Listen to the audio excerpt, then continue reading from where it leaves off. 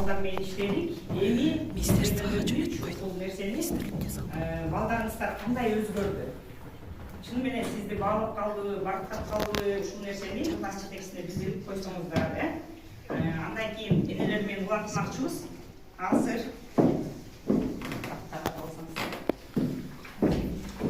Жылуу жүрөк деген тапшырманы аткармакчыбыз. Бир-бирден бара калыңыздар. Бул психологиялык тест экен. Барактардын бетинде айлана чийип турат. Ушка бар да,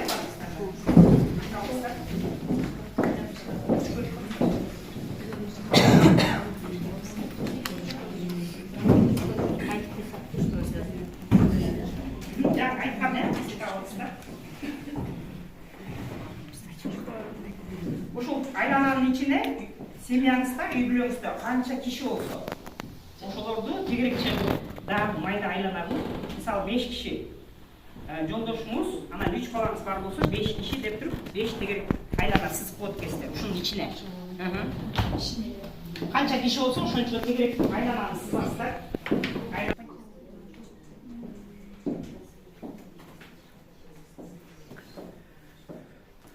Азыркы жылуу жүрөк деген тапшырма экен. Психологиялык тест болуп саналат. Эми караңыздагы азыркы 6 класстар да келген. 7 класс. Ошол 7 класста балаңызды караңыз. Ошого сиз канчалык деңгээлде жакынсыз? Же болбосо бул тегерекчилер кайсы балаңызга жакын, кайсы балаңыз менен мамилеңиз жакшы эмес, азыраак экендигин билгизет экен. Билинбеген психологиялык тест экен. Кайсы балаңыз менен жакынсыз? Мына ушуларды байкайт экенбиз. Атасына кимиси жакын, бири-бирине кимиси жакын, мына ушуну билгизет. Жок, карап байкайсыз да. Мисалы бул сиз кимге жакын экенсиз?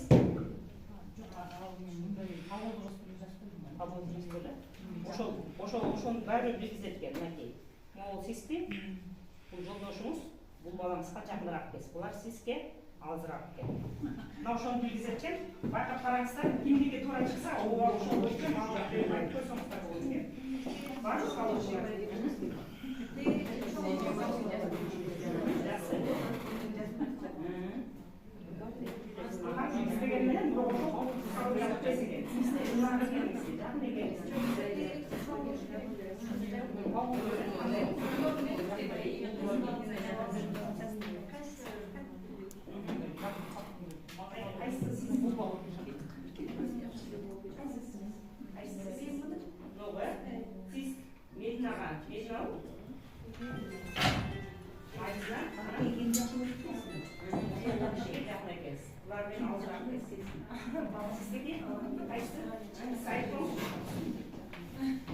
Келиңиздер, угалы.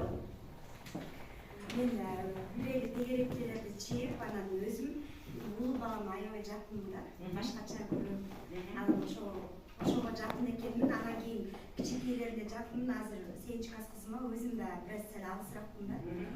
Мен ошондой чыкты. Мынакей берсеңиз. Билинбеген менен психологиялык тест экен. Тегерекчилер менен кимисинен ынак, кимисинен алыс экенибизди мамилебиз, ошол тестте көрсөтүлөт экен. Бул жылуу жүрөк деген психологиялык тест. Дагы калуучулар барбы? Ким айтат? Барбы, айтасыздарбы?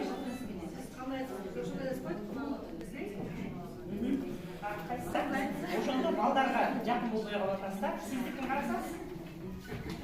Сиз кимге жакын экенсиз? Иманы бар, анан бир балаңыз бар. Булар менен алыс экенсиз. Ушундай экен да, билгизет экен. Мына билинбеген менен психологиялык тест жолдошуна, анан бир баласына жакын экен эже, калгандары алыс болот. Демек, мына мамилебиз, сүйүү менин бере албай атканыбызды билгизет экен, же болбосо алысыраак экенибизди билгизет экен.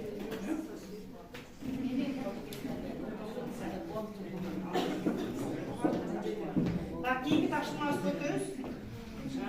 Азыркы тапшырмабыз могу жигиттерди кармайсыздар. Анан стакандарды пирамида кылып жайгаштырасыздар.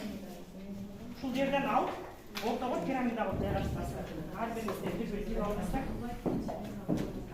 Стаканды кол менен койбойсуздар.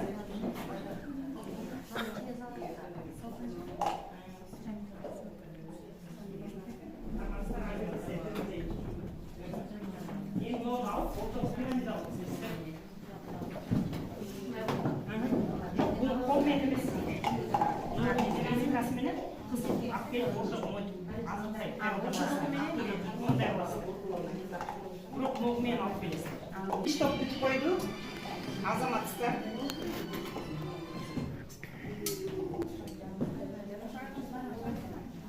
Баарыңыздарга рахмат. Мына эле экинчи тапшырмабызда ийгиликтүү аякталды. Бул пирамида менен биз эмнени билсек болот. Демек, семьябызда канча киши болсо, ошолордун максаты бир болуш керек экен. Семьядагы ынтымак, байкап карагансыздарда, бир эле киши туура эмес иштеп атса, демек пирамидабыз түзүлбөй калып атат. Демек, өз ара келишүү, ынтымакташуу, мамиле түзүүгө үй бүлөнүн максатын курат экен. Баарыңыздарга рахмат. Анда эмесе, ападан кайсы балаңызды жакшы көрөсүңүз деп сураса, ооруганды жакшы көрөм, айыкканга чейин дейт экен. Алыстагысын жакшы көрөм, келгенге чейин дейт экен. Кичинесин жакшы көрөм, чоңойгонго чейин. Баарын жакшы көрөм, өзүм өтүп кеткенге чейин. Чын менен балдарыбызды эң алгач жаралганда курсагыбызда көтөрсөк, андан кийин боюбузда көтөрсөк, колубузда, андан кийин жүрөгүбүздө көтөрөт экенбиз. Балдарыбыз 18 жаштан кийин бизден алыстаганда жүрөгүбүздө дайыма алып жүрөт экенбиз.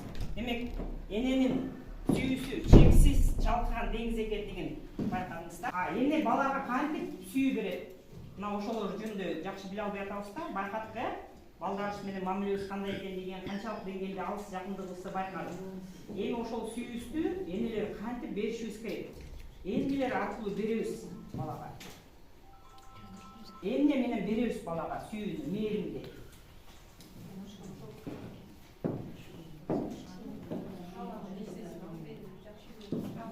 Боюңуздарды жазып бериңиздер кагазга. Ар ким өзүнүкүн жазат. Биринчи кагазда ар ким өзүнүкүн жазсын.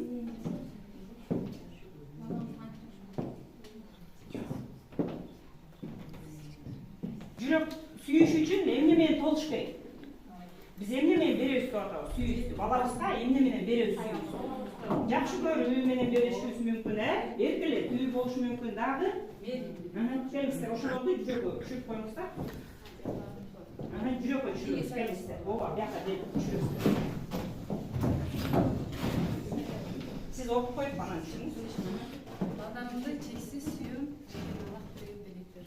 белек деп алыптыр, эже. Келиңиздер. Балабызды белек деп кабыл алат экен, эже. Жакшы. Сиз айткаңыз. Жакшы көрүү менен, мээримдүүлүгү менен.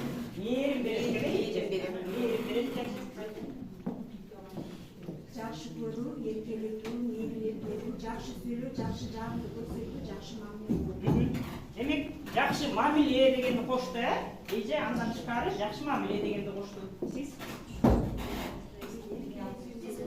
Балабыз менен баарлашуу, сырлашуу, колдоо, баардык жагдайда аны менен жибеккенибизди дайым эскертип турат. ошолорду мындайда кыска жазышыбыз керек, эркелетүү,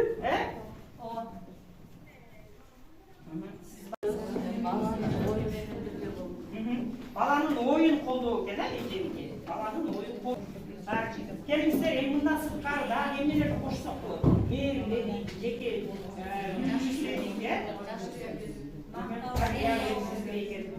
макташыбыз керек экен. Дагы бир нерсени айтып атасыздар. Эң негизги нерсе азыр учурда жетишпей атат. Ушунун баары аяр мамиле, кучактоо. Өзүм кошуп айтып берейин анда. Ишеним. Балдарга биз көбүнчө ишенбейбиз да. Аны жазаба, буну кармаба, андай кылба, балдарга ишеним берсек, демек балдар өз эмнесин дейбиз, бирок жалаң эскертүү, отурба, турба, кийбе, баспа, демек шыктандырбайт экенбиз. Мына ушул нерселерди кошуп турсак, кайтарымы дагы ошондой болот экен. Балдардан ошол нерсени ала алат экенбиз да. Сиздерге суроом бар, баланы кантип сүйүүгө болот дейм. Аны төрөйбүз, багабыз. Дагы эмне калып калды ошондо? Азамат сиңби. Тарбиялашыбыз керек. Эгерде ушул эле эки нерсе менен калсак, биз айбанаттардан болсо жаныбарлардан айырма алмай калат экенбиз да. Айбанаттар деле ушундай да, төрөшөт, багышат. Баардык эле жаныбарлар багат, даже тоокко чейин, биз демек адамдар андан айырмаланып, аң сезимдүү жанбыз, демек эмнени кошот экенбиз? Тарбияны кошот экенбиз. Тарбияны кошот экенбиз. Кийинкисине өтөбүз. Эми баарыбызга деле суроо болуш керек, тарбияны кантип беребиз? эмне кылсак беребиз. Азыркы жоопторду кайталайт экенбиз, анда убакыт албай ачып берели, убактыбыз болуп калды. Демек, эң азыркы учурдагы сабак максатында да айтып кеткенбиз, ата-эне менен балдардын ортосундагы гармониянын жетишсиздиги.